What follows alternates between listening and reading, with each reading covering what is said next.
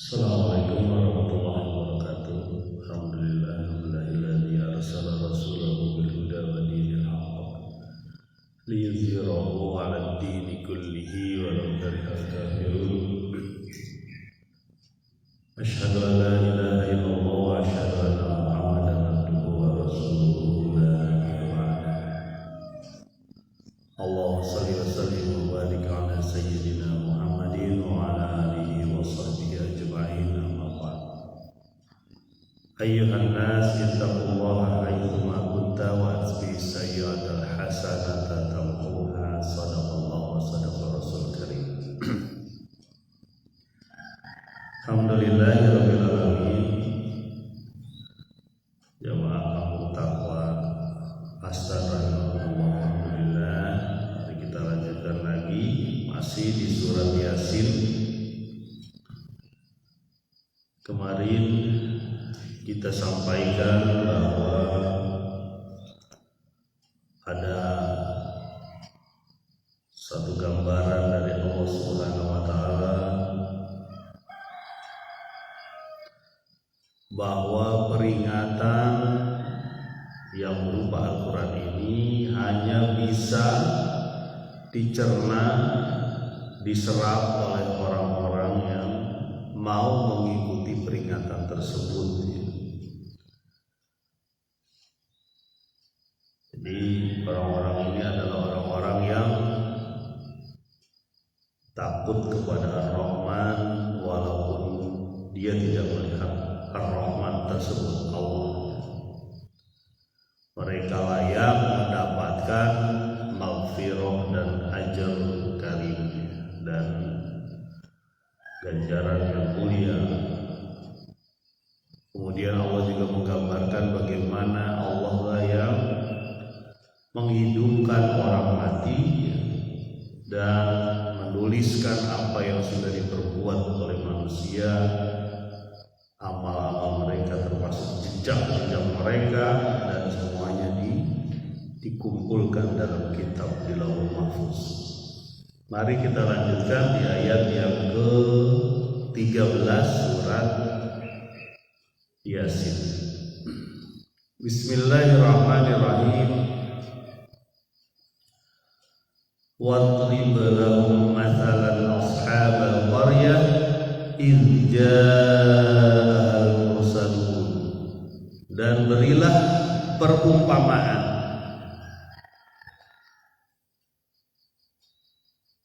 bagi ada sebuah negeri, penduduk negeri yang didatangkan kepada mereka para rasul. Wadrib lahum mathalan ashabal qaryah idh ja'al mursalun. Sekarang Allah Subhanahu wa taala menggambarkan dalam bentuk kisah. Kalau sebelumnya itu dalam bentuk paparan, dalam bentuk kisah yang begitu mengena dalam hati. Nanti kita lihat bagaimana salah satu contoh negeri atau kampung yang didatangkan rasul-rasul. Bagaimana negeri ini menerima atau tidak menerima, merespon atau tidak merespon negeri yang didatangi para rasul. Kalau sebelumnya Allah menggambarkan bagaimana usaha dari para rasul, kemudian yang mau menerima hanyalah orang-orang yang mau mengikuti peringatan. Nah, kalau ini digambarkan contoh negerinya, di mana negeri ini Allah tidak menyebutkan. Allah tidak menyebutkan negeri atau kampung yang dimaksud di ayat ini. Dalam beberapa tafsir memang disebutkan, tapi banyak yang mengatakan yang berbeda-beda negerinya. Tidak penting bagi kita. Kalau penting pasti Allah menaruhnya di Al-Quran. Ini tidak penting bagi kita mengetahui negeri mana nih yang khusus di ayat ini ya, yang diturunkan Rasul. Jadi ini semacam kisah nyata yang digambarkan ya, dalam Al-Quran. Berarti memang sudah ada negeri ini dulu ya. Ayat selanjutnya, ayat ke-14 surat Yasin. Ini mudah-mudahan kita semakin memahami ya, karena biasa diulang-ulang ya surat ini ya. Di Indonesia itu lumayan sering diulang surat ini, karena ada berbagai ritual-ritual ya, berbagai acara-acara keagamaan di Indonesia yang memakai surat Yasin. Ayat ke-14, idh arsalna ilaihim itsnaini fakadzabuhuma fa'azzazna bitsalitsin faqalu inna ilaikum mursalun.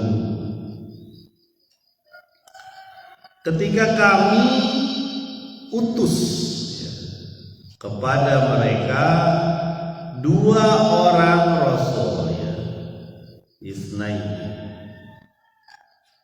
lalu mereka mendustakan mereka, lalu kami kuatkan lagi ya, fa'azzazna,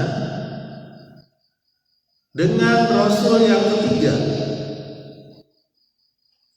dan mereka para rasul itu berkata, sesungguhnya kami adalah utusan-utusan yang dikirim kepadamu. Nah ini jadi negeri ini negeri yang dikirimkan dua rasul. Idh arsalna ilaihim itsnaini fakadzabuhuma, lalu mereka mendustakannya, menganggap dua rasul tersebut pembohong.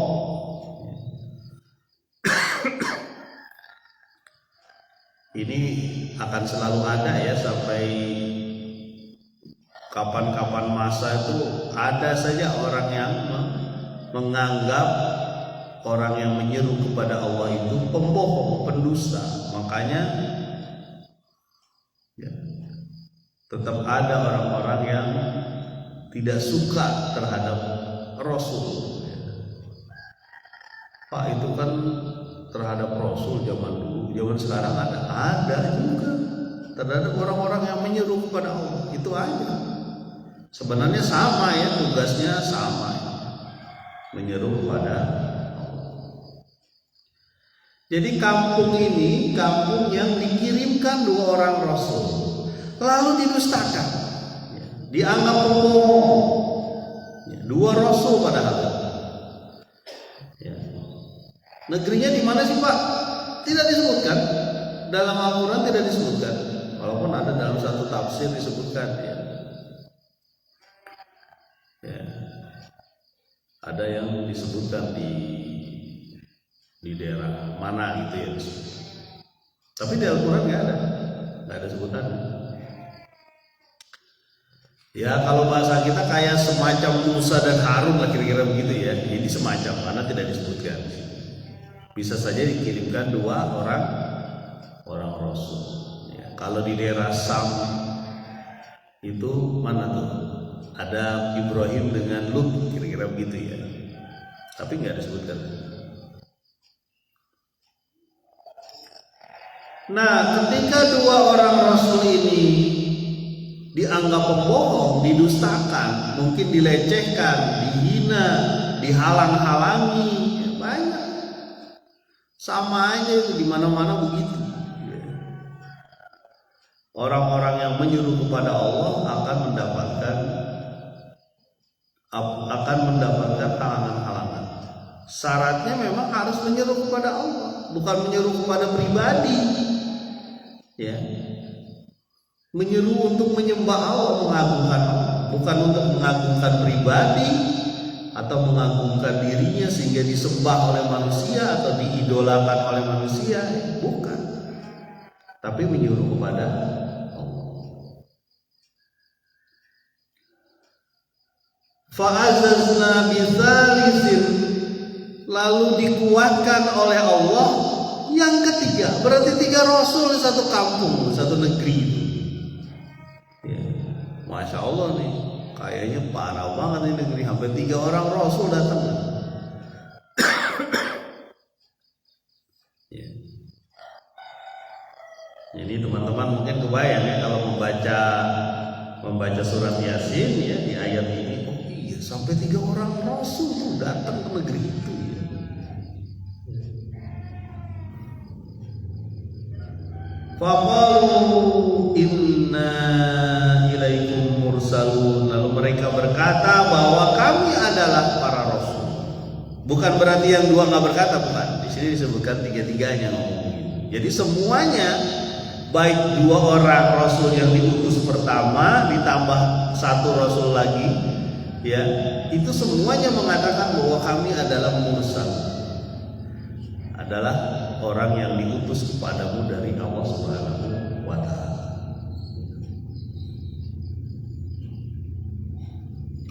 Ayat selanjutnya,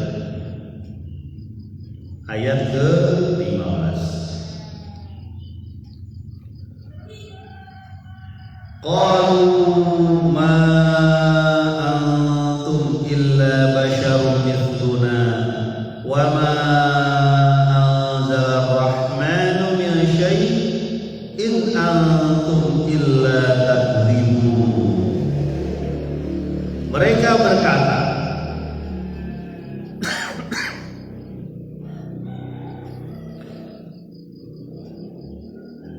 tidaklah kalian, ya, kamu semua tuh yang ngaku-ngaku rasul,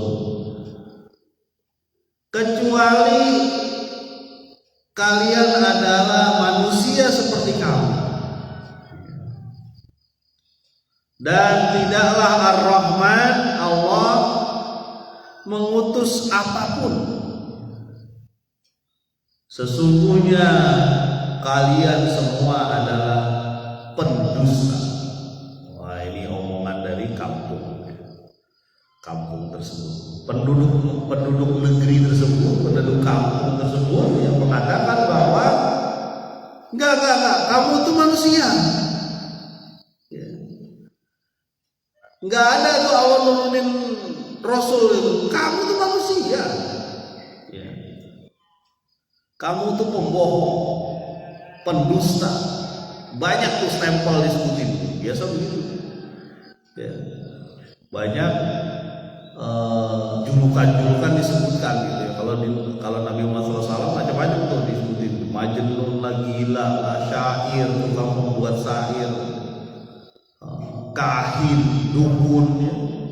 Atau sihir, ahli sihir, ya, pemecah belah persatuan, banyak tuh yang disebut tuh. Ya. Nah, kampung ini seperti kampung-kampung lainnya, negeri-negeri lainnya, bahwa menganggap yang harus turun sebagai rasul itu bukan manusia, kalau bisa malaikat.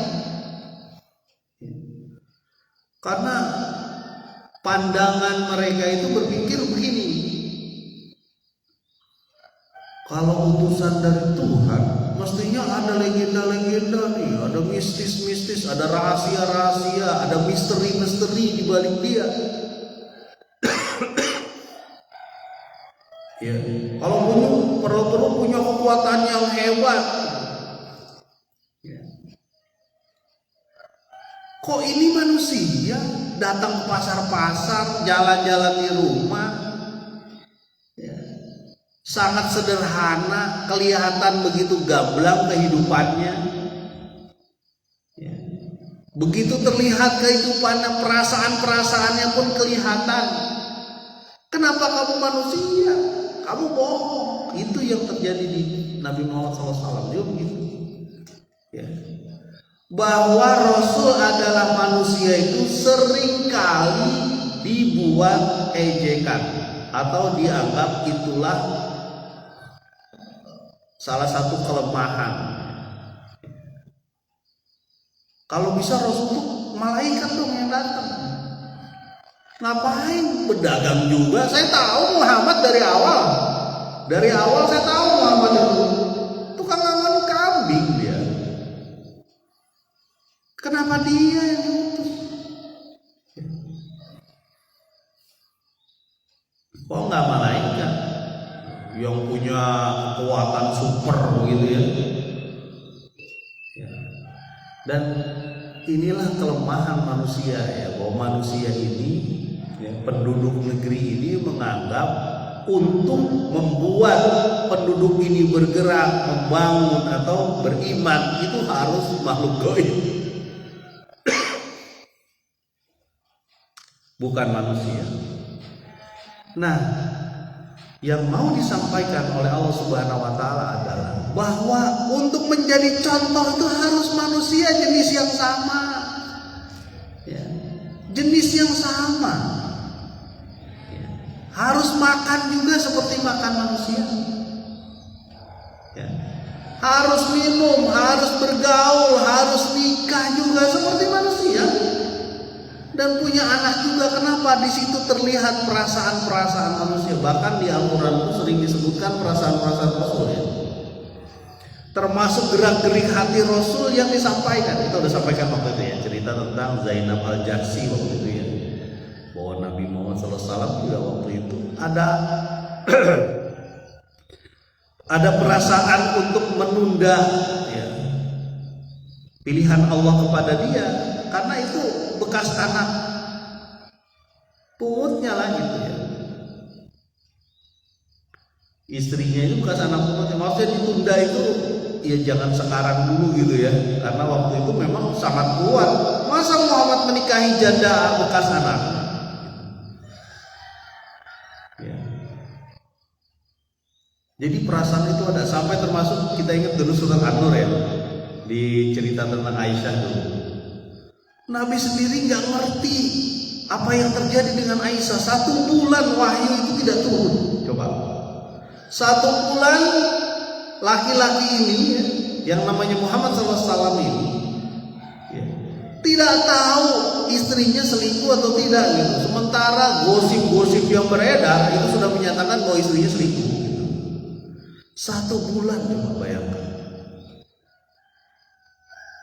Jadi disebutkan di dalam Al-Quran, begitulah Nabi itu manusia, ada fungsi laduni di situ. Laduni itu sesuatu yang diberikan Allah kepada dia. Ada fungsi laduni yang dia punya, ya, layak bagi Allah untuk memberikan wahyu kepada dia. Dari awal Nabi udah alamin ya, kita tahu, sudah dipercaya. Ya. Jadi orang-orang tuh berpikir bahwa Nabi itu punya kekuatan hebat ya. Kalau perlu nggak tembus pedang. Bayangkan. Padahal Nabi Muhammad SAW tembus pedang ya. Giginya pernah ketembus besi ya. Sama Nabi juga menangis ketika Ibrahim anaknya meninggal. Itu manusiawi. Nabi juga sedih, bahkan berdoa luar biasa, namanya istighosah ya, kalau bahasa sekarang itu istighosah ketika perang Badar Kubro ya. Ya Allah, kalau Engkau tidak selamatkan umatku ini, tidak ada lagi yang menyembah Engkau ya Allah. Karena sudah tidak ada lagi ya. Ya, pertolongan waktu itu udah gak mungkin, ibaratnya 300 orang itu melawan 1000-an orang ya.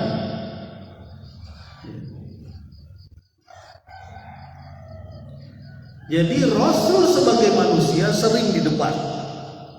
Ya, makanya disebutkan di sini illa basyarun mithluna, sesungguhnya kamu ini cuma manusia seperti kamu. Anda bukan Rasul. Anda pembohong, pendusta, hoax. Ya. Wah, ini masya Allah ya. Jadi sebutan-sebutan kepada Rasul itu disampaikan ya.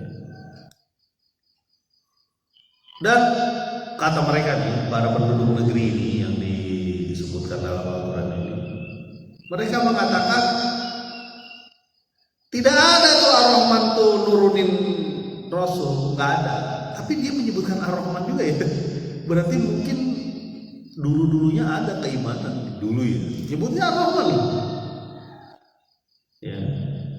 Kalau kita ingat kan Nabi Muhammad SAW bapaknya namanya Abdullah, hamba Allah. Unsur-unsur keimanan dari zaman Ibrahim itu masih ada gitu, walaupun tinggal remeh-remehnya ataupun simbolnya doang. Haji masih tetap ada kan zaman Rasul Muhammad SAW. Cuma hajinya ngaco gitu, telanjang lah, meperin apa darah ke patung lah, ngaco hajinya. Ya. Terus pengorbanan yang dilakukan Ibrahim berubah menjadi mengorbankan anak perempuan misalnya. Jadi ngaco gitu. Ya. Jadi kalau dia orang Quraisy itu ditanya siapa yang menciptakan bumi dan langit, mereka menyebut Allah. Jadi masih lebih baik itu dibanding ateisnya yang nggak percaya sama sekali. Nyebut Allah. Tapi kalau disuruh Allah bisa kan ngatur kamu, nggak bisa. Allah menciptakan aja. Urusan dunia sih saya. Gitu. Sama orang yang mempunyai KTP Islam, menganggap dirinya Islam dan mengambil cara yang bukan Allah ridhoi, sama tuh begitu. KTP-nya Islam nih. Ya, syahadat ya. Waktu nikah juga bersahadat. Tapi disuruh diajak dengan cara-cara Islam nggak mau dia. Kamu kok mengambil sesuatu barang haram sih dari itu, terserah saya. Urusan ini mah urusan duit duniawi ini urusan saya. Nanti saya juga sholat, saya juga ke masjid. Iya dia ke masjid, tetapi barang haram dia makan. Ya. Atau menghalang-halangi orang dari jalan Allah. Perilaku sombong kan begitu. Kata Nabi, sombong itu ada dua, menganggap orang lain rendah, ya ada dua.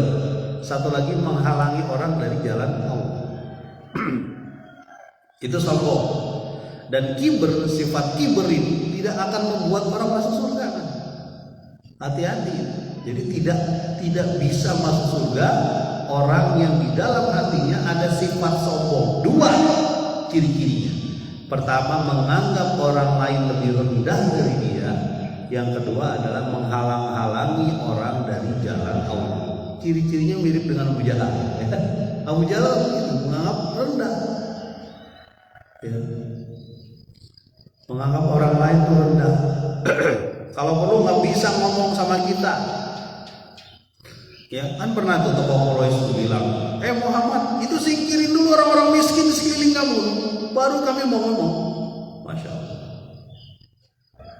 Ya. Model-model budak seperti Amr bin Yasir, kemudian Bilal bin Rabah ya. Itu kan budak-budak yang mungkin gak punya parfum, mandi juga susah, kali wanginya sedap. Sampai bangsawan Quraisy itu males ngomong sama Muhammad, apa sih kelilingin orang miskin? Itu. Nah itu sombong. Ya. Menganggap derajat orang hanya karena zumalin, mempunyai mal harta. Ya. Padahal masya Allah ya, ketika Amr bin Yasir, Bilal bin Rabah itu menjadi muslim, dia menjadi pahlawan-pahlawan hebat di dalam Islam, dikenal dengan sebutan-sebutan yang baik. Sementara yang tadi menyombongkan diri dikenal sebagai penjahat mulung ya. Masuk sumur badan sebagian. Kembali lagi ke ayat, in antum illa taghdibun, sungguhnya engkau semua adalah orang-orang yang berdusta. Ini sebutan dari kampung tersebut kepada 3 orang tadi, 3 mursalin, 3 rasul tadi, ya, dianggap pembohong. Nah, jadi orang-orang ini selalu ada hingga hari kiamat. Orang-orang yang berusaha menghalangi orang yang menyeru kepada Allah itu ada terus hingga hari kiamat. Baik dari kalangan orang miskin, orang rendah, ataupun orang menengah, atau tokoh, semuanya begitu ada. Ya. Bahkan disebutkan di sini, jangan deketin dia lah itu, pembohong, pendusta. Ya. Kata-kata yang keluar dari dirinya adalah pembohongan publik, ya misalnya begitu ya. Ya. Atau ada lagi tuh kayak apa ya? Ada kasus tuh ya. Ada pendakwah yang dianggap wah itu mah nggak mumpuni. Ada nih, ada pendakwah perempuan. Mungkin teman-teman dengar ya kisah ini. Pendakwah perempuan menyampaikan satu kajian, lalu kajian itu dipotong sama orang tertentu yang mengatakan bahwa wah, pendakwah perempuan ini, ustazah perempuan ini adalah ustazah yang nggak benar. Ya, mendukung hal-hal yang merugikan manusia, misalnya gitu ya. Sampai ada tokoh juga yang menyatakan iya dia itu nggak benar, itu ilmunya bukan mumpuni, tidak mumpuni, tidak cukup. Padahal pendakwah itu lulusan Universitas Islam di Indonesia. Ya. Ada orang-orang yang berusaha menghancurkan dakwah, ada. Mudah-mudahan nggak ada lah di negeri Indonesia. Nggak tahu ada nggak, bisa kelihatan. Mudah-mudahan bermanfaat. Subhanakallah.